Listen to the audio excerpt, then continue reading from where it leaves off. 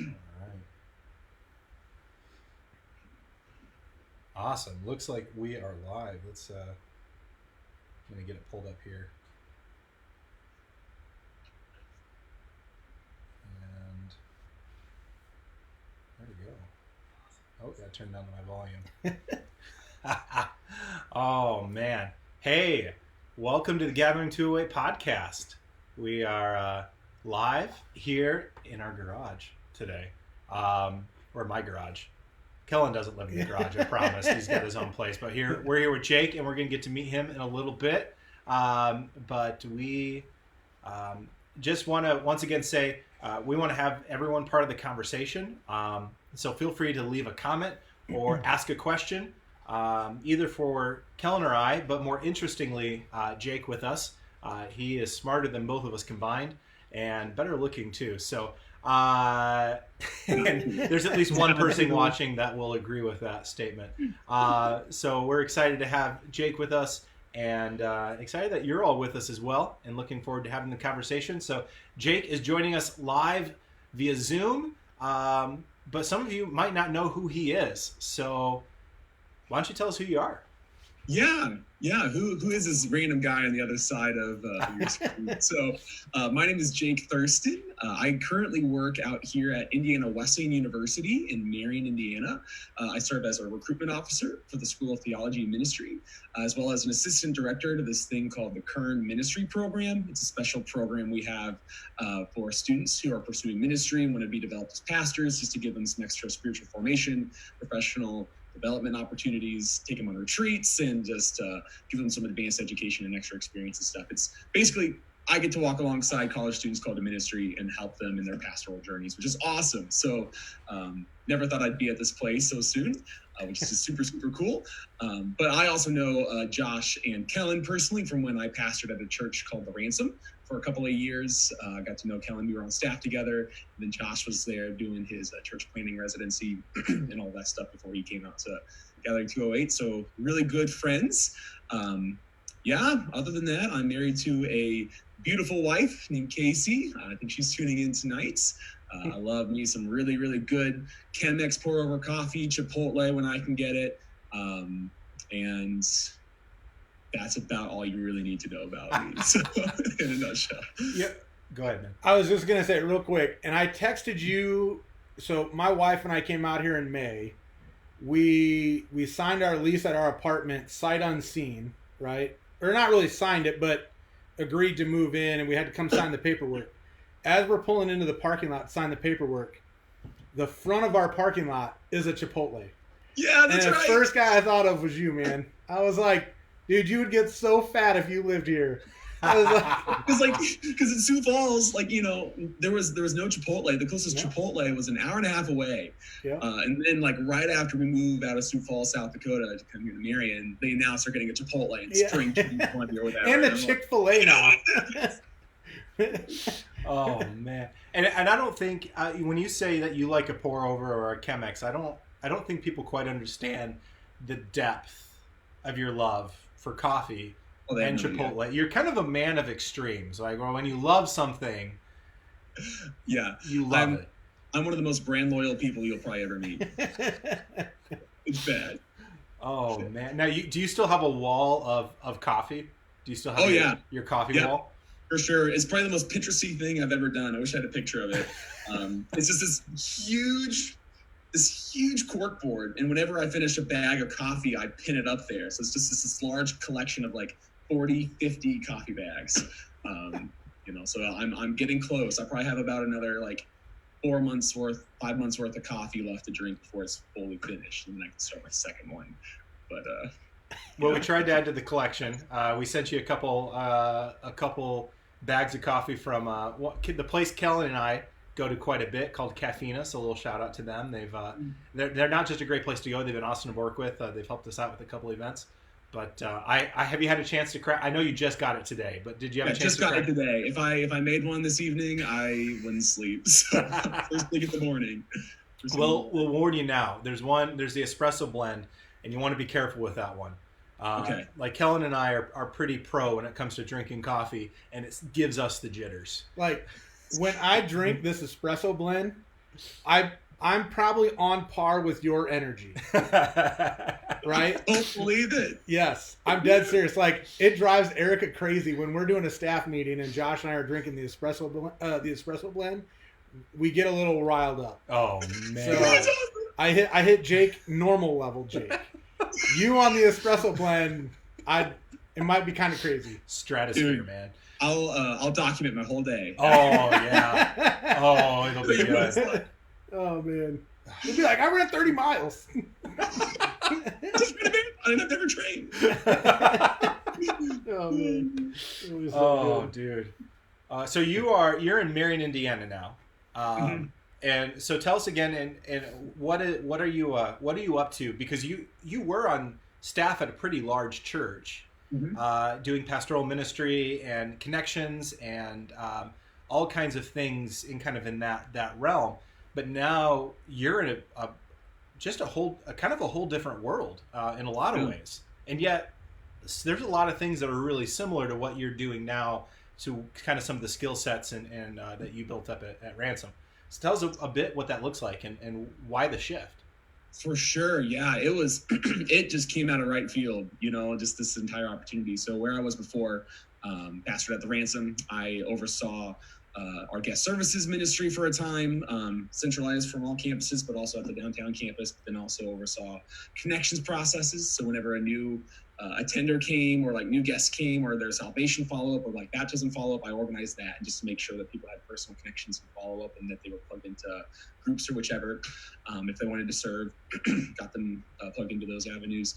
And then eventually, like, I took on the role to oversee like spiritual formation, discipleship, life groups, and all of that stuff. And I've just, like, spiritual formation is my jam. Like, I love everything about forming souls, about people discovering their fullest selves and who God designed them to be and growing in that. Currently working on a doctorate of ministry in spiritual formation. So with like, we'll get a little bit more into like what my dissertation and all of that topic is later. I'm getting ahead of myself, but was thrilled for the opportunity to be able to kind of oversee like groups and this stuff from the Ransom. So I had just started that role. 3 months in to that role, I got a call from Eddie Shigley, who's a mentor of mine, but also is the director of this current ministry program at Indiana Wesleyan, saying that they have some goals for, they want to double the current program. They want to double the School of Theology ministry and just continue to recruit and reach beyond our current borders and try to extend our influence to recruit more students called to ministry to come to Indiana Wesleyan. And I would get to come and help basically walk alongside high schoolers once when they receive their call to ministry or they feel like they want to devote their vocation to pastoring in the church, and just to be that extra shepherd alongside them as they work their way up to their freshman year. Enrolling at Indiana Wesleyan. So that's a part of my job there, which is super cool.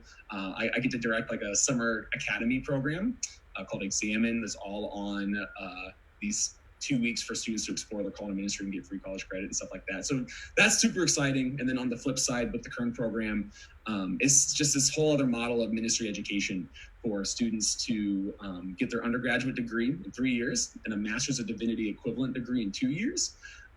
With the 5th year pairing with like a residency program somewhere. So you leave with 2 full degrees, never having to go to school again after 5 years, with a really great residency put on your resume with a bunch of other spiritual formation, community development through all of that. So I fully believe in that program, and we just really felt called to come here and just to, what an opportunity to be that extra voice of influence in a bunch of young aspiring pastors' lives. That could hopefully, college is such a formational time, so just to be a part of that and get to start teaching and play that role is just really cool. So even though it's very different, it's also very similar. Like in some ways I feel more of a pastor even in this capacity than others. It's just been a fun way to kind of rediscover what my role and my vocation as pastor is in this setting. Yeah. So you write a blog, the BFF or the BFSchurch.com, right? That's correct.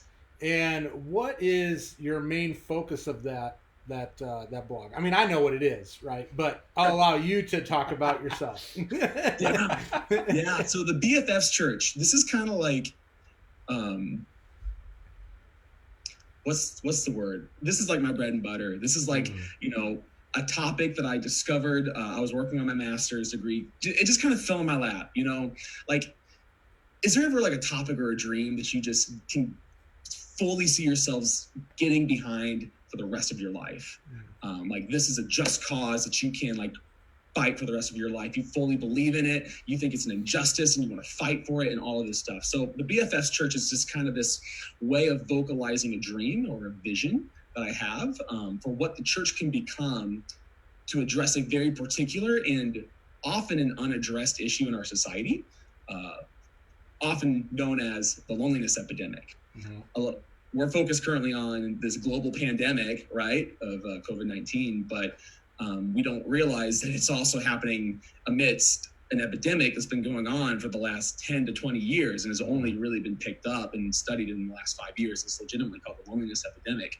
So the loneliness epidemic was kind of coined by the U.S. Surgeon General in like around 2017, when he said, like, out of all of like the major like pathologies that lead to death and heart disease or anything like that, like one of the number one things he comes across is loneliness. And then like Cigna released this huge study that says nearly 50% of Americans don't have a person that they can call a close friend where they can significantly talk about issues that are like really deep to them. Like, they just don't have that, or like on a daily basis. They might have connections, they might have acquaintances or friends, but they don't have someone where they can really like connect on a soul level. And there is just a ton of crazy health consequences that come with loneliness that people don't even realize. They might attribute it to other things. We can go into those details later. But when you just look at like what all loneliness does to you and the culture that we live in that just naturally steeps this lifestyle of isolation, individualism. I don't need anyone else. I can just do this by myself. Consumerism. Everything is just for my benefit, what I want it to be, right? Like, oh man, there's so many things about our culture that just make us feel like we have to be by ourselves, or that friendship is just mainly to benefit us. And so is it really that surprising that we're one of the loneliest people groups in the entire world because of that? So the BFS Church then is this way of diving deeper into this topic, exposing the issues of loneliness and how the church specifically can meet that need by rediscovering this lost Christian practice called spiritual friendship. There's a very long, old tradition of spiritual friendship. This is where my nerd kicks in, where when you look through spiritual formation history and like monastics, monks who just live in these secluded places, they talk about the whole idea of growing in knowledge of God, coming closer to God, and all of these disciplines and all of these things is what you can do to really, really grow in union with him. Well, there's one particular monk that is kind of my kindred spirit. His name is Saint Alred, from like the 1100s. He talks about this most vivid depiction of spiritual friendship that I've ever heard, Yeah, it's something that just flies in the face of what our definition of friendship is. Wow. And so and there's everything from like what it looks like with our relationship with God, how we relate with each other as other Christians, and even how we can extend out to the world amongst us, utilizing this spiritual friendship definition. So that's really what the blog is. That's what the BFS Church is about. It's not like a church plant. It's more of a concept or a dream of what the church can be, to go back to this practice and kind of recontextualize it for our modern day in a culture that's itching for better connections than ever before. Wow. And that's like, being in ministry for the last 10 years, the relational aspect of ministry, and we'll talk about things like relational discipleship or relational evangelism, or just the relational connections. And I think that Nelson Searcy will say, if someone hasn't gotten on a first name basis with somebody in the first 3 or 4 times that they attend, they're not going to come back, regardless of how good the experience was. Relationship, experience might get them in the door. Experience might make someone go, that was kind of worth my time, but it's the relationship that's the sticking power. And now all of a sudden we're seeing that reflected in culture. What we kind of thought of being a church problem, and we're going, well, how do we, there's almost this competition mindset of how do we make, the spiritual relationships or the church relationships, drive a person more than the other relationships in their life. But now we realize, well, they don't have those either. I think there's different governments like in the UK and maybe in Japan, where they're doing like loneliness ministers, right, or ministers of loneliness, as like a government office, and we're seeing that the influence of that here in America. I mean, I don't know. It's just one of those. It's not a uniquely Christian problem, or I should say maybe it's a world problem, and maybe the church is uniquely suited to step into that. I don't know what are some of the things you've been seeing, because you've been writing this blog. You know, you said the Surgeon General identified it in 2017, and you started writing this blog, and I think your first entry was like late 2017. Yeah, it was late 2017. Well, what's funny is in the whole like BFF's church project started fall of 2015. So I'm approaching 4.5 years of like working on this content. But like when I found out, like I was just dabbling around with the loneliness stuff, and I was looking at all these things. Like I came up with the language of the loneliness epidemic before the U.S. Surgeon General ever did. So I think you got it from me. I think you read my article and took it from me. I like to think that. We need to track that down, man. Coined a phrase. Yeah, exactly. Which just goes to show, like, you know, I'm no health expert, I'm no psychologist, I'm no sociologist. This is all just from like my own research and everything, but I've been steeped in it a while. Yeah, I think it's something that Christians do have a very unique stance. I think Christians in particular, just because like you're going to church, small groups is just a natural part of the conversation. We're just more relationally aware. Or community focused than maybe the average American is. I think we naturally have that bent, but that's not to say that these loneliness and especially American culture things still steep into Christian culture and church cultures especially. So it's still present. I think we have an edge on a lot of that just because of just the natural relational, you know, nature of everything that we believe.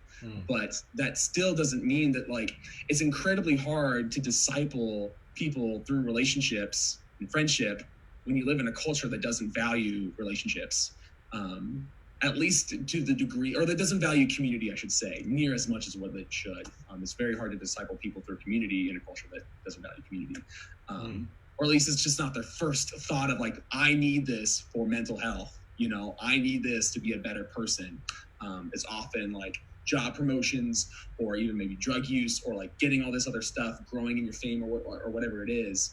Community is often like the last thing that falls on people's minds for how to be healthy and how to be a well-rounded person. But it is actually like one of the number one determining factors of just overall living a meaningful and purpose-filled life and being a sane person in a lot of ways. So I think when you look at culture and you look at all this other stuff, like I think the church has a very unique opportunity to be able to bring community and friendship in particular to entirely new heights. When most people view friendship as like, yeah, this is fun, this makes me feel good, but it's not like the number one thing in my life, if that makes sense, you know? So Jake, we were kind of texting like with social media, right? Like social media sells itself as a way to connect people. You get friends and have friendships and develop relationships. How is social media, in your opinion, or maybe even in your studies, how has that exacerbated the issue of the loneliness epidemic? Yeah, studies show it actually increases it. Like they're a great supplement to friendships. They're a terrible substitute for friendships. Is a really big thing. I mean, everyone right now can affirm that like the season that we're in right now, we're only able to connect with people because of social media. Like this is a day and age where it is amazing. It is an amazing tool that's allowing us to connect in ways that we couldn't, you know, could you imagine trying to do all this 10 years ago when like FaceTime wasn't even a thing, right? Like, yeah. Or you had like just these like really tiny, poor quality webcams, and you had to do it through MSN Messenger or whatever. Yeah. You know, like that would have been bad news. But aside from that, it's often drawn to increased stress levels in the long run. There's often like increases of FOMO for people, which makes what's FOMO? We know what FOMO is. All the youths are saying these days. FOMO stands for fear of missing out. Yeah. I forgot fear of missing out. So in a way, when you're scrolling through and you're just hanging out one night and you see all your friends are gathered together doing something else that you weren't invited to, that makes you feel incredibly excluded. And that happens a lot, especially with young people. So there's that side of it. There's also the tendency, this isn't the case for everybody, but there's a tendency of always trying to just show your best self on Facebook, on Instagram, on Snapchat, all of these things. It's literally like a highlight reel of your life. So when you're befriending all these other people and you're constantly like, you're trying to connect with these people, really you can almost be connecting with fake pseudo versions of people's selves, because like they're not showing you the nitty gritty. They're not showing you the bad stuff. Sometimes like they'll put out some prayer requests or like they'll give news updates about something tragic that's happened, and that's an amazing tool for that. But a lot of times, like if something terrible happened to you, Josh, I guarantee you the last thing you're going to do is post it on your Facebook status. But as soon as you get like that major promotion, or like something really, really cool's happened, that's the first thing you do. So that just kind of shows like even when we're trying to connect and have friendships with people through these social media outlets, like we're not fully befriending the whole person. Yes, lacking authenticity and any kind of depth. Yeah, exactly. Sky Jitani wrote a lot about that in his book called it has been so long since I've read it. It's all on like consumer Christianity. Okay. It's super good. Maybe I can go back and try to put a comment in on it, but like he talks about various elements of like Christian culture and like how it comes in conflict with American consumerism, and social media is a huge thing. So I think like again it's a great supplement. It's a terrible substitute, even though it utilizes the word friend, and you can like stay connected with all these people who have like just disappeared from your life after 10 years or whatever. Like that just continues just to be more news and noise that we interact with than actual deep, meaningful connections with people in person. So you were saying the church is kind of uniquely qualified to handle some of this issue.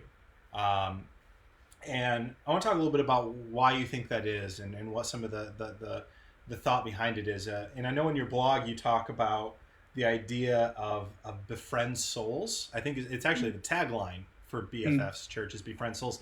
And then you talk about the 3 befriending acts in there.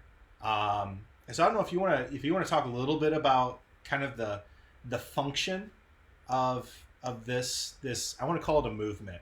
So, Sure. It's not a church plant or a culture, a movement. You had a word for it. Yeah. It's a movement. All right, perfect. Renaissance of friendship. So the whole idea of befriending souls, we'll start there. That's the tagline, because friendship isn't just this thing that really makes you feel good and pleasant. Like you just kind of hang out with your bros or your gals one night, or like you just connect over coffee and you just kind of talk about these things. And like, the benefit of the friendship is just as much as it makes me feel. Is often what the average American's perspective of friendship is. Even Christians, it's very surface level. Maybe we'll still like get down to heart conversations, but it never truly gets down to the soul level where you recognize Jesus's presence, very real presence gathered right there in your midst. That's the thing with spiritual friendship. So St. Alred, again, he's the guy, he's the dude, the expert on spiritual friendship. And he writes about how spiritual friendship is the truest form of friendship we could possibly have. It's the greatest joy we could possibly experience on this earth, next to having a friendship with God. We also don't use that language, friendship with God, very often, right? We never talk about it. I'll get to that here in a second. But it's such a great joy because the number one commonality that's binding you and this other friend is your allegiance to Christ as Lord, right? The reason why it's the truest form of friendship between two believers is because the number one pursuit, the number one thing that you're pursuing is good for each other and for yourself. And that's ultimately found in the goodness of Jesus Christ. So friendship isn't just like self-benefiting. It's actually all focused on the other person and how you can help this other person grow, how you can help this other person become more good or more fruitful and grow in the Spirit, and utilizing that commonality of Jesus and his own soul, his own spirit between you two as friends. You're actually able to grow and understand love at a deeper level, agape love at a deeper level than any other sort of friendship can. So that's where it is. And you could almost look at it as like a target. The closer you get to Jesus and the closer that you and the friendship, you like focus on Jesus as that commonality, the more tuned into the center of it that you get. So you're befriending each other at the soul level, and you're recognizing how Christ is present there. So with that, that's kind of like the whole essence of spiritual friendship. There's like these three befriending acts. The word befriend isn't just like, the process of getting to know a new person. It's actually so much more than that when you understand friendship through the lens of spiritual friendship. So the first befriending act is to befriend the Lord. That's literally coming to understand your relationship with God as a friendship. We often keep a relationship with God like ambiguous, like, what kind of a relationship? It's just a relationship, right? I just have a relationship with God, my relationship with God. We never define it. But the reality is all of our relationships have titles to them, right? That define how we interact with that person, whether it's friend, boss, mother, coworker, president, whatever that is. There's these titles determine how we interact with that person. Guarantee you don't interact with your friends the same way you interact with your mother, I don't know, maybe you do, and that's the same relationship. All power to you. But it's the same thing with God. When we constantly refer to him as King or Lord or Savior, those are all relationships where he's above us in some way, as he should be, right? But the language of friendship brings him down to our level. It's a much more intimate form of friendship of how we relate with him. And in fact, it is the title of friendship where grace is at the forefront of everything in that relationship, because we don't deserve to befriend the God of the universe, right? So that's where we need to start understanding language of befriending the Lord primarily in a culture that is just bereft of friendships, right? Or like just this deeper connection. So the first act is befriend the Lord. The second act is to befriend the church. This is when we intentionally capitalize on the spiritual power of our friendships. This is having spiritual friendship between Josh and Kellen, between me and my small group, between gathering of believers, right? There's just something extremely unique and profound about these relationships, because we know that the Holy Spirit is present in all of these things, and it is the Holy Spirit who's refining us and utilizing each other's friendships to grow us deeper in that. So when we can really press in to our friendship with Christ to gather us with these true friends, the truest forms of friendship we can have in the church, then we're going to grow to levels of holiness and grow in our friendship with Jesus all the same. And we're going to see immense growth there. And it's out of that then that we can go out to befriend the world, right? Befriend the Lord, befriend the church, befriend the world. And then friendship can actually become the new language for ministry. I think in some ways ministry can be almost a robotic term, something where like when you minister to someone else, relationships are implied, but the word minister almost focuses more on the service or the act that you do.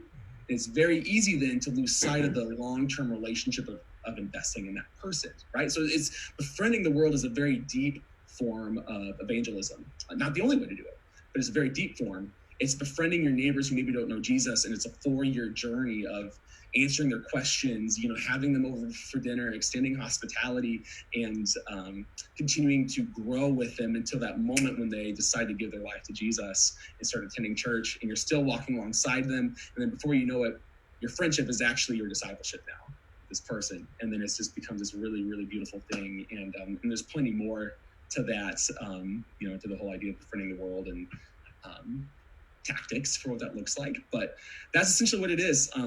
We're befriending the souls of the world. We're befriending the souls of the church, and most importantly, we're befriending the soul of God.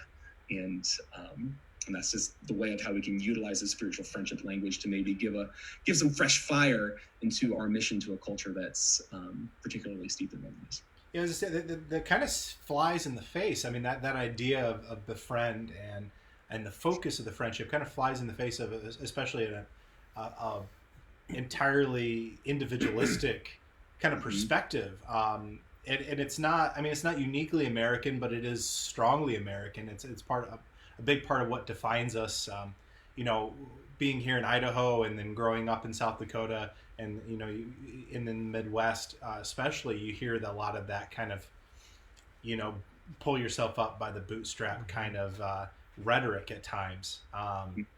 Very that rugged individualism. And yet what you're talking about is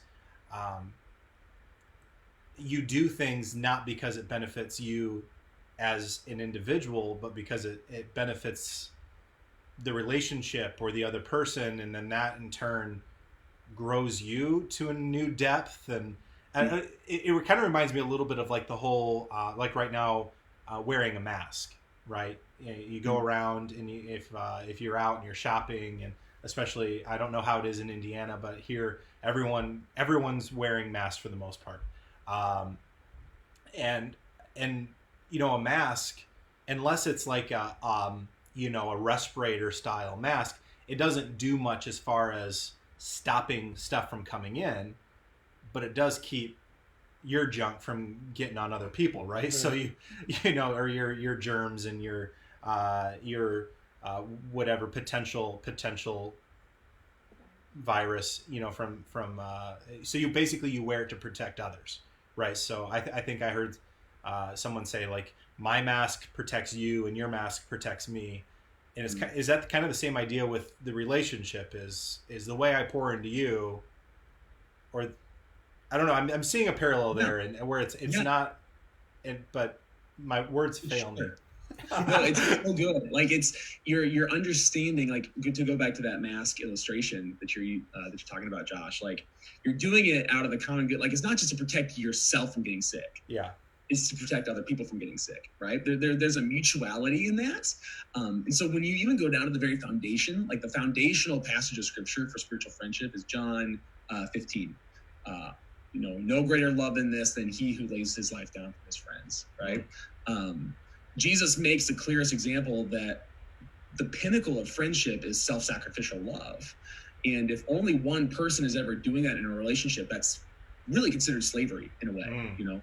If one person is laying their life down for the other person, but the other person does not relate to that, you know, it's either like a really nice kind of like act of service, but if it's in a relationship context, like, and there's just no mutual like reciprocity of self-giving to help the other person grow in themselves and to become a better version of themselves, then, like, you know, it just becomes that individualized perspective of friendship, because again, it's an individual, private, self-seeking thing. You know, how they make each other feel. Yeah, in a nutshell. So let's talk about like rubber meets the road on that, right? How does this happen, right? I mean, it's nice to talk about and to go, okay, yeah, it's this kind of self, you know, mutual submission kind of relationship, or mutually serving. My dad used to tell me that, like, a marriage is not a 50-50 relationship. Like, it's 100%, 100%. And as soon as you expect the other person's 100%, then it breaks down. Or as soon as you stop giving your 100%, it starts to break down. But what's the practicality of that? Like, how do we live that out as a church? How do we live that out as Christ followers? You know, either in those three befriending acts, like to God, to the church, to the world, like, yeah. Yeah. Well, here's the funny thing: more people are doing it than they realize. Okay. Chances are, as long as you're like a good, loving Christian who like is growing in the Lord and is trying to love people and is trying to advance the kingdom, like, you're living through these three befriending acts. Like, there's nothing that's too earth-shattering about anything of like what I'm writing or producing. It's just using different language, and that's really the biggest thing in a lot of it. It's utilizing new language for something that we forget, or changing the way how we use a word. Because words are like what shape culture, words are what define our actions, words are what give meaning and purpose to everything that we do. And words change over time. Did you know that the word gossip originally came from, like, the root word for gossip was godsib, which stood for God sibling, which was a very deep friend who cared for you at the soul level. And now gossip, which is this word that we use to talk bad about someone behind their back. Isn't that crazy? Just how much that changes. So really, like, a lot of what this is doing is going intentionally, though, and thinking about your friendships as the key driver for your ministry to the world. It's understanding how Jesus is very much present in your conversation with every single person that you're having at your coffee shop. Like, when you just simply become aware of that and you recognize like what all that means and what all this like translate, like just simply recognizing Christ in your presence with another person dramatically changes how you even feel about the conversation. It changes like the questions you want to ask. It changes like how you want to be open and vulnerable to this other person, because you know Christ is right there with you. It's going back to that passage. Alred talks a lot about this. It goes back to that passage of whenever two or three or more are gathered in my name, surely I am there with them, right? So there's that unique presence there. So like to really get down to the heart and matter of it, that's when we go into like, I kind of have like a long list of different like lifestyle changes of what we can intentionally do to kind of combat our American lifestyle, to embrace the kind of lifestyle that's necessary to really make spiritual friendship a much more like a higher priority in our life. Do you want to dive into those? Yeah, talk about let's hear it, man. I didn't write these down. I didn't write these down, so I'm going to try to remember them off the top of my head. But the whole category is like, if there's a category for these actions, it's learning how to just be. It's learning how to just be with people. So the first and foremost, we got to slow down. We live in a very fast-paced, busy culture. I've written on like how like we're too busy for friends a lot of times. We work 40 to 50 hours a week, and so the last thing we have like time on our hands is for just to hang out with people who could like grow us and we could grow them. It's often filled with extracurricular activities or other things. We just got to be busy. So we just need to slow down enough for us to really be present with people, and to not have an agenda. And I'm like I'm the hypocrite who's trying to give this advice. I live on my calendar to the T. Dude, I've had a peek at your calendar, man. It is like next level. I bought the same planner that you use, and it intimidates me just to look at it.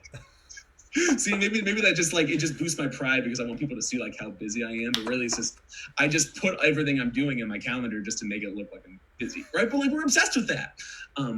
So what could it look like to clear that calendar and actually show like I have space where I'm available? So we need to slow down.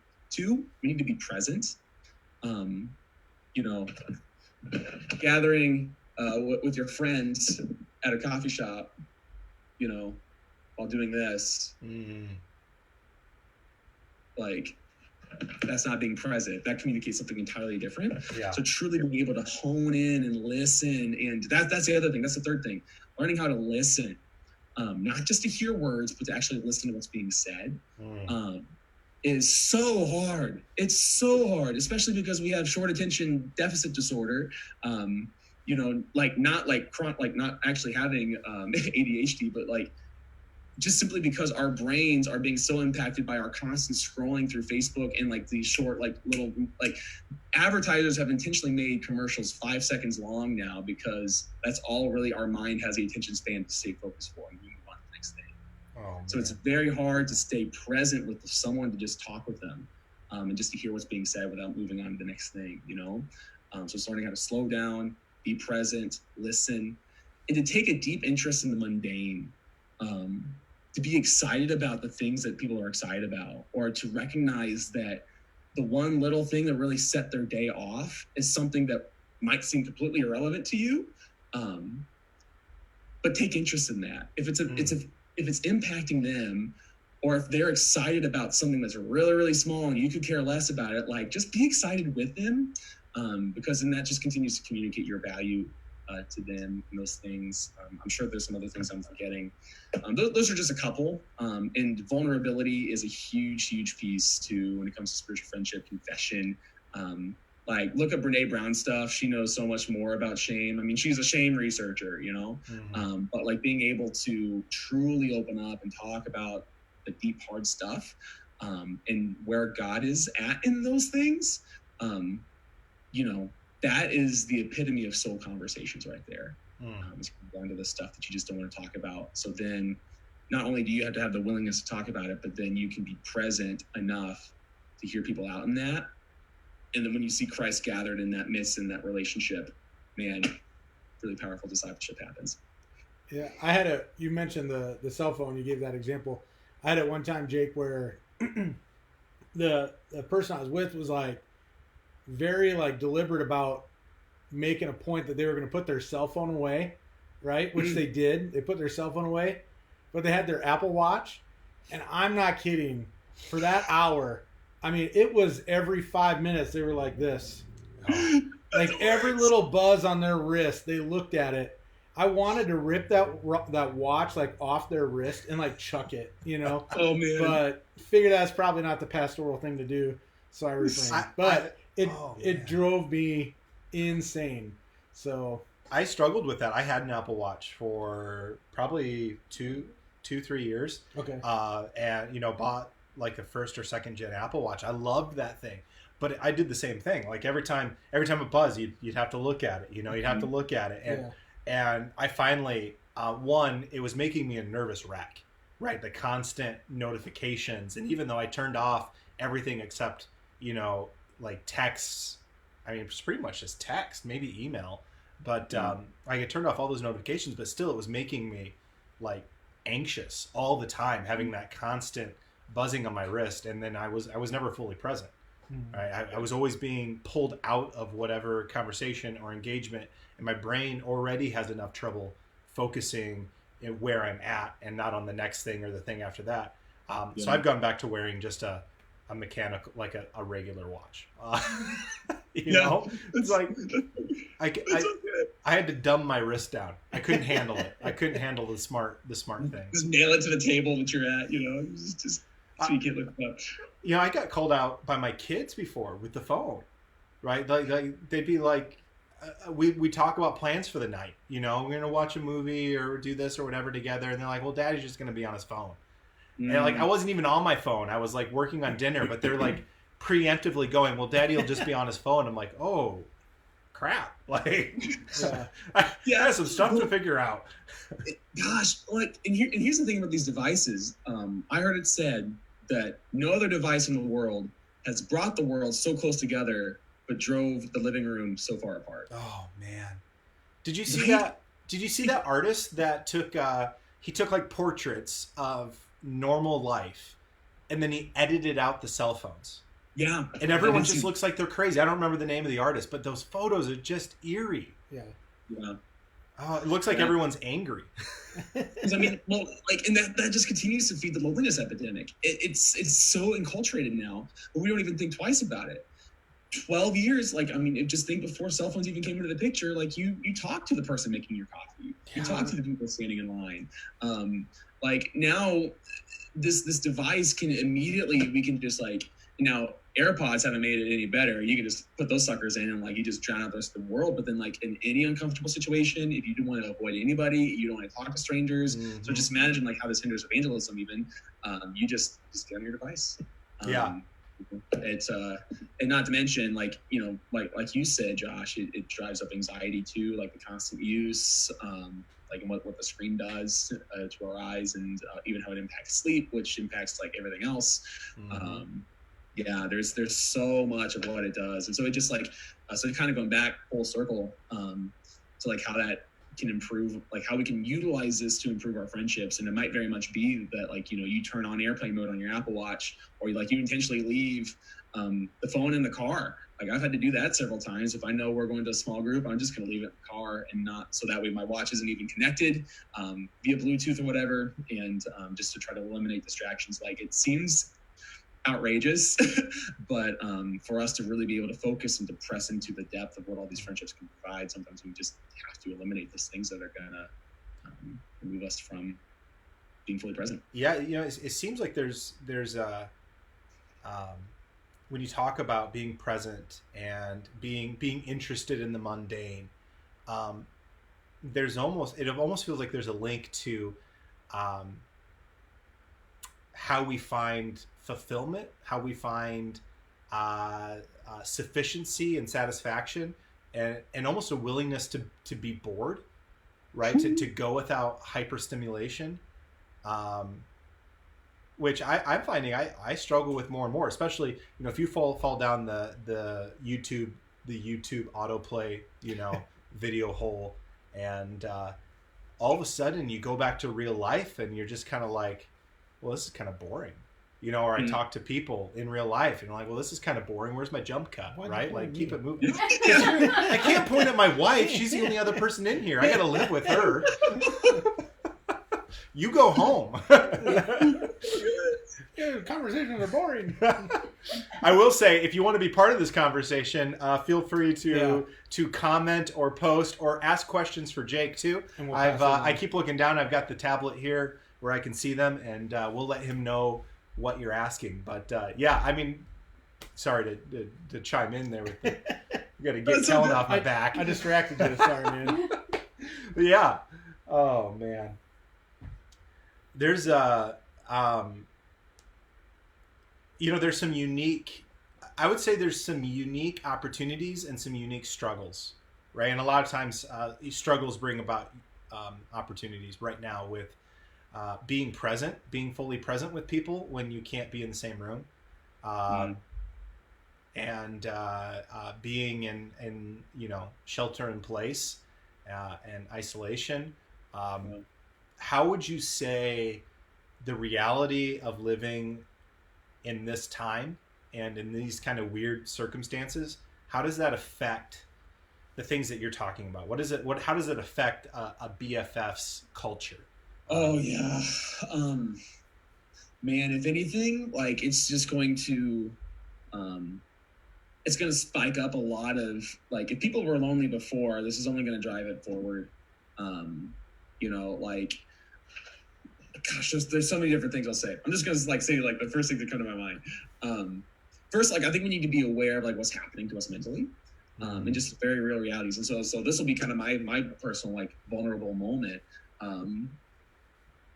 I just posted a blog on this too, but I was doing pretty well for the first 2 weeks and adapting. I'm very much a habits person, and so I've been adapting all my work habits. We repainted this room. This used to be a pink room before. We finally got around to repainting it.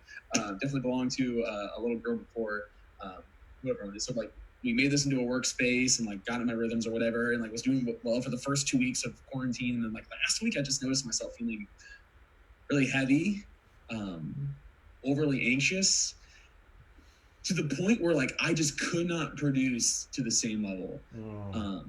I just couldn't. I have no idea. I've always been an anxious person. I've always had those tendencies to worry, but not like this. I felt sad, and it just all came out of nowhere. And then finally on Friday, I reached my breaking point. I just couldn't do anything. I was just I was just pounded with all of this stuff, and finally I just ended up breaking down and crying, and I don't know why. I'm an Enneagram type 7, which means I love energy. I love being around everywhere. I love high energy stuff. I love people. I write about community, for crying out loud, right? Friendship and having people discover their fullest purpose through relationships is my bread and butter. I love it, and naturally I thrive off it. And so I just realized I was experiencing the effects of loneliness. When we are lonely for extended periods of time, it results in increased levels of anxiety, irritability, depression, anger, and even all of the pandemic aside, for people who live in in isolation long enough, it even affects your immune system and could even result in early death. I think you have the increased odds of early death for excessive drinking is 30% chance of increased odds. For loneliness, it's 45% increased odds. Wow. Being lonely for extended periods of time, this is if you live a lifestyle of loneliness, I think 4 to 7 weeks right now, you're not going to quite get here, but the effects of what loneliness has on your brain and body is the same as smoking 15 cigarettes a day is what it does to your body. Crazy, right? Yeah. And so because of that, if you ever if you're at a point, even if you don't think you're a relational person, Kelly and I were kind of joking a little bit about this earlier today, even if you're extremely introverted and you feel you don't need anybody, or that's just you're just not a people person, chances are, if you've ever felt irritable or angry or just like, and you just don't know where these emotions are coming from, it could very well be because we're lonely. But we would automatically, like, what are our natural instincts, pandemic aside, to helping with anxiety or depression or some of these other like mental illness things? We maybe go see counseling. We pay people to counsel us. We might invest in like some very real and necessary medication. We might even turn to other things, like maybe other addictive behavior to get us out of the pain. Maybe we turn to other things just to distract us and get us out of it, just because like we want to avoid the pain. We do all of this stuff, which is, some things are very valid, but at the end of the day, what we really might need is just friendship, right? What we might need is just friendship. And we would never turn to that as our first gut reaction. So knowing that, like, that's not to scare us. That's not to scare us that we're all gonna get depressed because we're lonely and everything from this. But it's just to put language to maybe you're feeling the way that you're feeling, because it's a very normal response to an abnormal situation that's going on right now. I listened to that in a podcast this week. Like, we're going through trauma, we're going through grief, we're going through all sorts of things that are like disrupting our lives. Like, it's a traumatic event. So it's okay to feel what you need to feel. But it makes it worse when we're only going deeper into an epidemic that we've been going through for a long time, and recognizing truly how much we are social beings. So because of that, on the flip side, connections with other people actually sustains our life expectancy. It actually extends our life expectancy. It makes our immune system stronger. We actually have a greater sense of purpose through our connections with significant friendships. Our communities help us feel better about ourselves. Like, get this, the significant communities and friendships that you're in have such an impact on you that it impacts how your kids do in school.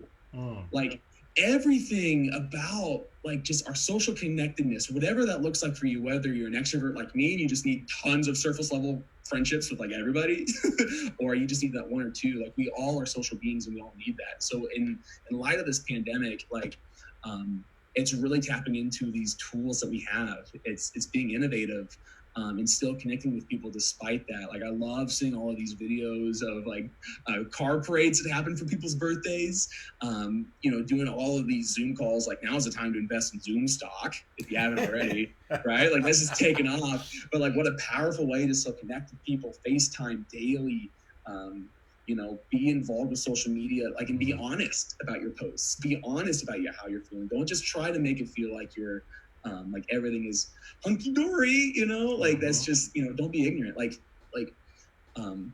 you can truly be honest with that, and people will jump in. When I posted that, like, I was shocked at how many people reached back out and say like, hey, thanks for sharing that. I've been feeling the same way too. Right? So it's crazy how when we actually utilize these platforms to talk about the hard things that we're going through, we'll often receive more support back than what I think we would ever realize. Well, that goes back to that vulnerability that you were talking about earlier, right? Just showing that vulnerable side.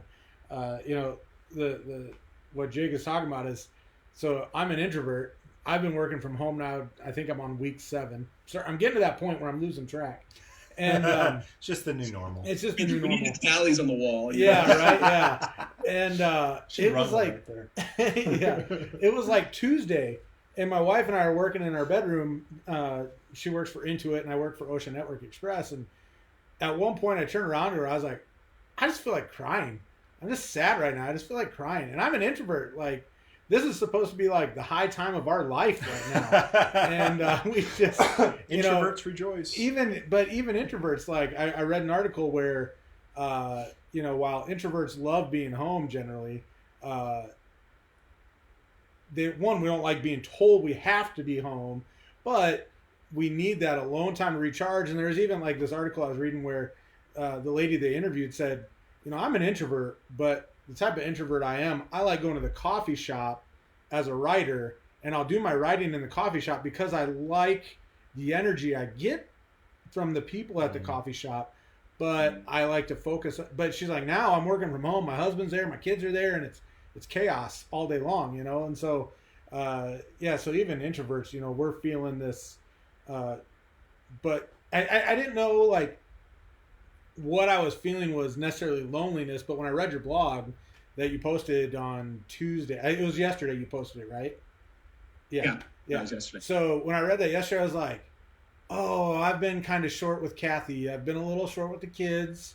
You know, we went for a hike on Saturday, and Kathy was like, dude, chill out. You know, like I was just like a ball of stress, even though we were outside. And, you know, when I read your blog, I'm like, oh, even though I'm an introvert, I do like those deep connections with people and having coffee with people and having lunch and having those conversations. And yeah, it it's so hard to happen right now because even though we can do Zoom and we can do FaceTime, like I FaceTime with Buddy last night, and while that's all good, you just can't replace that physical component, you know. So right, I yeah, like two things. First, even though introverts love to be alone, that doesn't mean that they're just like naturally embrace loneliness. Right. Like there's a difference between aloneness and loneliness. Some people all of us need aloneness. Some people need it more than usually just because like it allows you to be more centered or like if that's your way of being energized. But like still, that doesn't mean that you're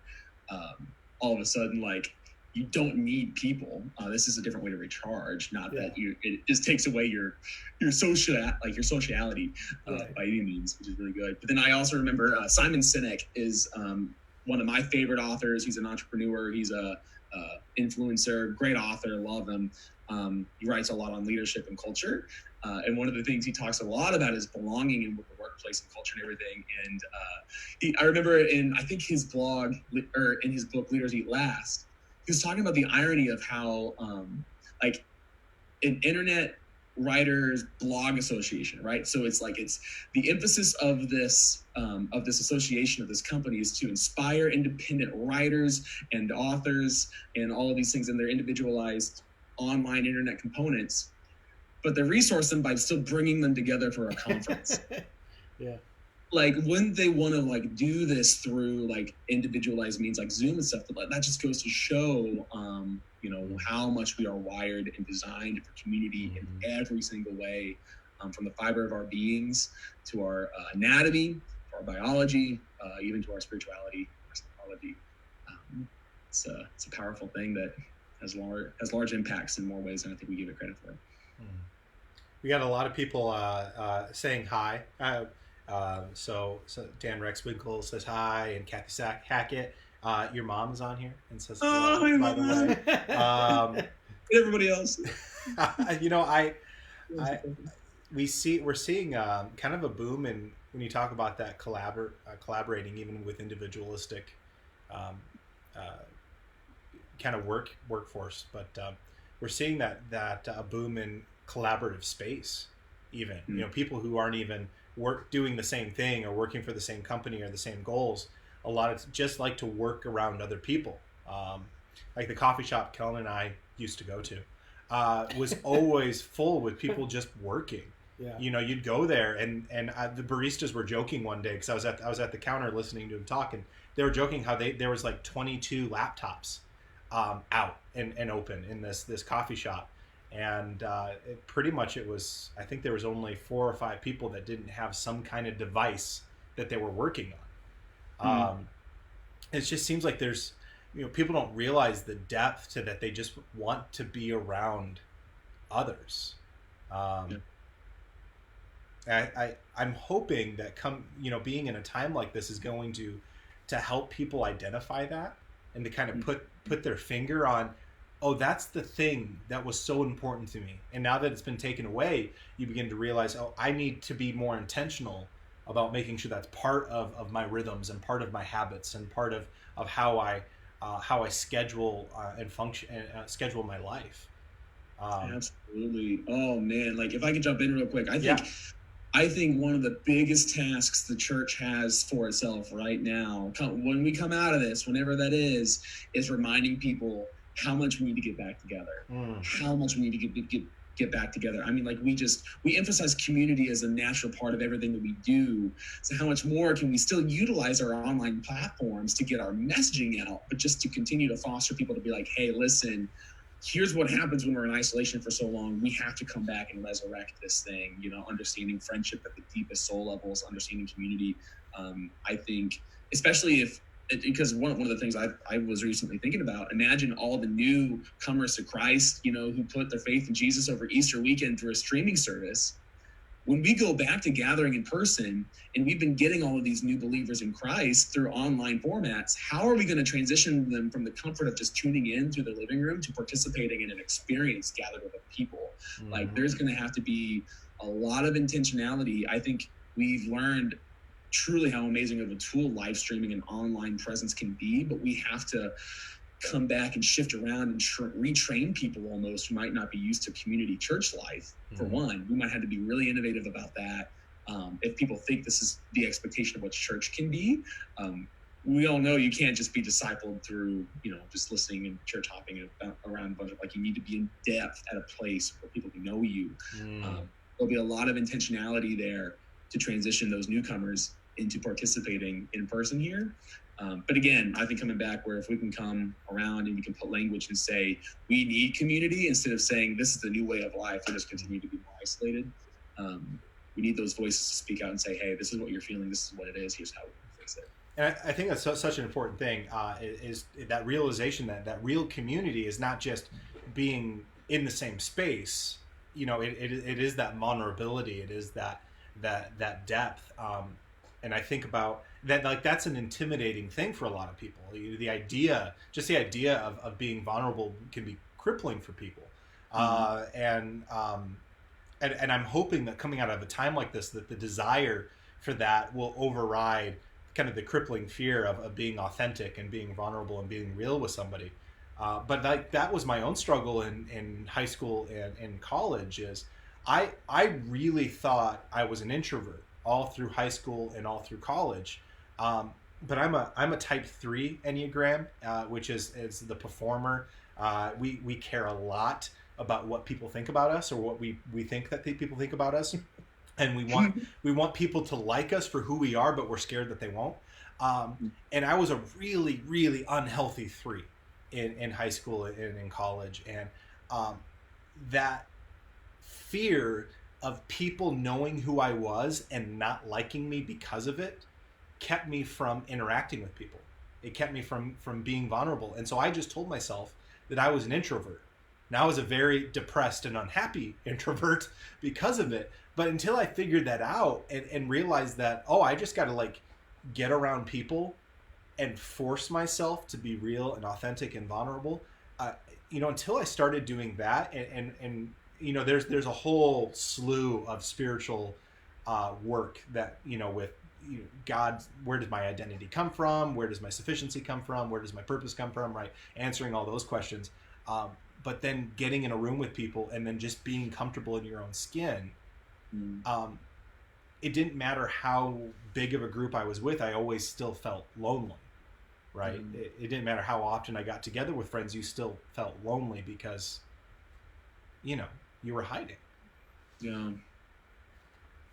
But, yeah. See, now I'm all very self-aware that I just said that on the internet. You're practicing it. Way to go. Spiritual regimen is finest. Oh man. So Kathy Hackett says, I've been really missing people. She's an extrovert. But I also been thinking about wondering if people are realizing through all of this right now that God created us for community. It's instilled in us. And you were talking a bit about that, about how it's part of how we're created, right? I mean, it's a core piece of who we're made to be. I don't know if you want to talk any more about any other thoughts on that. Go ahead. Yeah. Did you have a follow up or something else you're gonna? No, I was just throwing out here. And then Dan seconds that human beings are made for social community. Introverts versus extroverts don't necessarily mean how you function. In public, it's more about how you recharge. And so I don't, sorry, derailed here. Brain is off the tracks. I was emotionally vulnerable. Yeah, it's so good. I mean, going back to one of the categories that we talked about that I even outlined with the BFS church, right? We have the loneliness epidemic, but then we have this other topic of how we are designed for community. We are designed for community. This goes all the way back to the Garden of Eden, right? God makes man, he makes Adam, and he gives him the task of trying to find a helper who is just right for him. Gives him the task to get to know all these other animals, give them names, in hopes that one of those animals would be a helper just right for him. But nothing suffices. Nothing suffices. And so finally, he gets down to the bottom of Adam's loneliness and creates Eve. And it is in that act that Adam doesn't become a fully human being until Eve was created, right? And that's an incredible, I get chills just thinking about it. Like, that's just an incredible expression of what personhood is. We intentionally use the language, the three persons of the Trinity, right? God is Father, God is Son, God is Holy Spirit. Father, the Son, Holy Spirit. Like, even when we are made in the image of God, God is a community. He is one God in three persons. And we intentionally use the language of persons because way back in the day when our ancient church fathers were even figuring out the language of the Trinity, like, how do we, like, we see these three, like, aspects of God, but they're not aspects because they're relational, but, like, at the same time, they're not, like, different parts, like, they're all one, but they're three, just like, they're distinguishable. Like, what do we call it? They didn't have a word for that. So the word, they just made up one. And today we use it as persons. Today we use person as interchangeable for individual. This is another word for individual, but technically person means that you are a person who is embedded in a social context. So you know yourself in connection with other people in community, right? Like, that just shows, like, from a theological perspective of how we're designed for community. And then you look at the psychology, like, everything that we do, everything that we think and feel is determined by our friendships and our relationships in community. Whether we accomplish our goals or not is determined often by our relationships in community. Even, like, those who are embedded in significant relationships just have a deeper sense of meaning and purpose with their lives. They live longer. Like, there's a crazy difference in, even, like, from the medical field, in seeing patients who recover from surgeries faster because of friends who come and pray with them and support them and love them, whether they're Christians or not. Even if they just have people there to support them, they're much more likely to recover than people who don't. It's bonkers. Well, and I thought and you've probably seen this, Jake, or you probably can elaborate on this more, but my mom and I had a conversation about my grandma who was living by herself. She's been living by herself after my grandpa passed away 20 some odd years ago, but now she's at that point where she was alone. She's alone, and unless she's with family, she doesn't have a lot of community, a lot of people to engage with. And my mom and I were talking about how, like, I can't remember if it was something she read or what it was, but where even, like, the elderly their health will go downhill faster the less human interaction they have. Right? Have you seen this? Yeah. The loneliness is particularly high for elderly adults. 43% of senior adults report feeling lonely from that same Cigna study. 43%. Like, that's almost half. Which is why, like, retirement homes are so helpful, just simply because they have communities there. But even still, like, if they're living alone, or even if they're in a retirement home and there's a community there, but they just stay in their home, like, that just goes especially high. In considering the whole elderly season, once when you get into your 70s, 80s, 90s, that's when you're disconnected from family more and more, unless they're very intentional to check in. But then a lot of the people, your deepest friends, start passing away. It's just a very dark season in some of those things. And so, like, when you have those things, and then you're trying to, like, especially if you're coming out of retirement, now you don't have work that might have been a sole purpose of your life. I've heard a lot about, like, just how that transition from retirement into from working full time, like, that's just a hard season. It's because, like, then you just find how much time you place on that. So that spurs on the emotions, and just all the more important for the elderly to have these connections in this community too, for them to check in. So, like, if you haven't called your grandma in a while, or if you have some good elderly friends, they might particularly need some phone calls, and some love right now. Well, especially in this season, right, with coronavirus and all that other stuff, you can't get in to visit them. And even if you could, you're putting their lives at risk. Yeah. So I've seen things where, you know, this is where social media can be good, right? They show positive, uplifting stories of, you know, a mom taking her daughter over to see grandma, you know, or great grandma at the nursing home, but you know, they just talk to them through the window, you know, just something to visit them or talk to them. I know my wife FaceTimed with her grandma the other day, you know. So I mean, again, that's not a, you know, it's not supposed. What was the word you used? It's a supplement, not a substitute. Is that what you said? Yeah. I wanted to make sure I said that right. So, but yeah, I think just having some interaction with your grandpa, your grandma, or if you're the church, how can we, you know, support nursing homes in this time? You know, yeah, I think that's huge. Yeah, for sure. So we are, man. It is already 8:10. We're over. We're this has been great, dude. Time is flying, and we could talk. We could talk for another hour or two. I know. Yeah. And so we will have to have you back on the podcast sometime soon. But if you were to leave people with a couple tips, right? A couple pro tips on living out the BFF's church movement.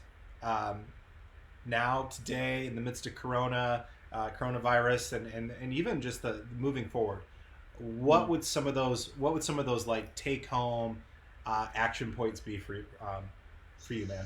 Yeah, for sure.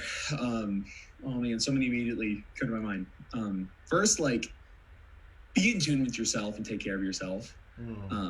That's been something really hard for me to like recognize my own limitations right now. Like we're going through a lot of uncertainty, and our bodies are also designed naturally to heal themselves, not just from physical pain, but also emotional pain.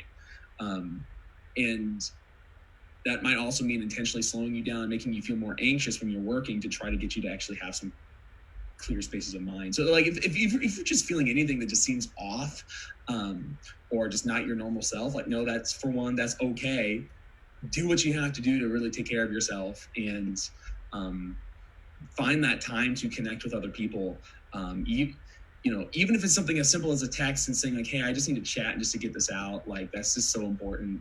So just going back to that vulnerability piece, now more than ever, like we have to be open with how we're feeling and tapping into those relationships more than ever before.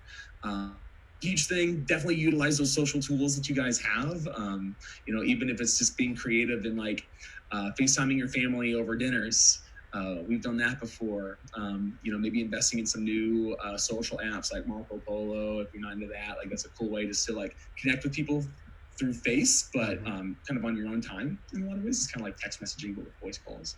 It's really cool. One of the other things that I tell people is out of these chats and these conversations is just to never underestimate the power of your friendship. Like, kind of going all the way back to one of the first things we talked about, people are most likely to stay at a church or involved in a community if they can make friends. People's salvation comes down to our friendship with them. Isn't that crazy? How people's well-being, people's purpose, people's health comes down to our friendship with them. In a lot of ways, not that that's the only thing, but it's a very large factor. Friendship community as a whole, that we get to play this extra little special part of it. So just like never underestimate how just checking in randomly can really speak to somebody, you know, and allowing people just to be hurt and to be fully present to that, like that speaks leaps and bounds more than you could ever imagine. So don't underestimate that. Yeah, and don't try to be on your phone so much. Hey, if people want to find out more about the things that you talk about or get in contact with you, how can they find you, man? Yeah, so the bffschurch.com is my blog. It's literally the bffschurch.com. That's where you can find all the posts I've ever written, as well as some other speaking engagements, trainings, sermons that I've done in the past. And like there's a contact button there too, where you can like send me emails if you have other questions. Hit that follow button. Would love just to so that way you guys can get like those posts whenever. I try to write once a week, once every 2 weeks or so. So keep having content out there, or even if you're a church leader or have like an organization, there's even ways to request speaking engagements and things like that.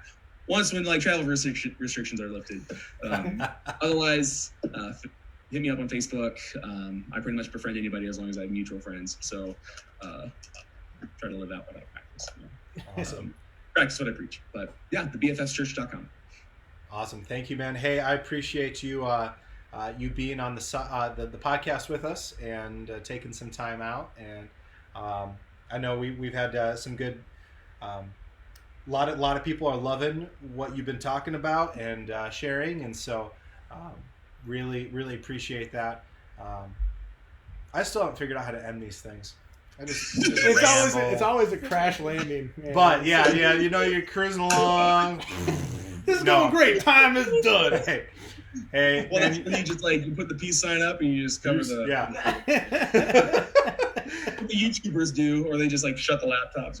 Oh, you've got a question. You've got a comment that your mom is lonely and you need to call her. Ooh. So that's it's coming. It's coming your way. Hey, man, I love it. Thanks for being on. We appreciate it. And for all of you who are tuning in and watching, thanks for being part of the conversation. And we'll see you next week on the podcast. We're going to have Justin Kirkland from, I said it wrong last time, so I'm going to make you say it. Casas per Cristo. Casas per Cristo. I keep trying to put an H in there. Cristo. No, Cristo. Casas per Cristo. And we're going to talk about building homes in other countries and how that connects with the gospel. But and then what that's looked like in the midst of all this. But Jake, thanks for your time, everybody. Thanks for being part of this. And we will see all of you next week. Thanks for being with us. See you, buddy. Do I hang up?